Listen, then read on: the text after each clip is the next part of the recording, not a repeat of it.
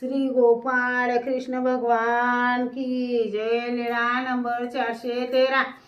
महद आयसाची भेट। महद आयसाने सर्वज्ञांबद्दल ऐकले, मग मोलकरी करून येत होती तेव्हा वाय नायकाने इकडून पाठवलेला मोलकरी रस्त्यात भेटला। महद आयसाने त्याला विचारले, तू कोठे जात आहेस?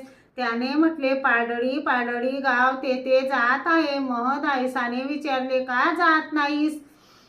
का जात आहेस? त्याने सांगितले, वाय नायक यांची मुलगी रुपाईसा तिला बोलवण्यासाठी जात आहे। महद आयसाने विचारले, का, कशासाठी? त्याने सांगितले, तिचे गुरु आले आहेत।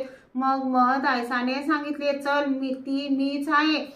मग महद आयसा सर्वज्ञांच्या दर्शनाला आली तेव्हा सर्वज्ञ उजवीकडील पडवीत बसले होते। महद आयसाने सर्वज्ञांची भेट घेऊन सर्वज्ञांना दंडोते घातली, श्रीचरणा लागली आणि सर्वज्ञांजवळ बसली। रस्त्यात मोलकरी भेटला, ती गोष्ट सर्वज्ञांना सांगितली। यावर सर्वज्ञांनी विचारले, बाई, हे तुम्हाला कसे सुपरले?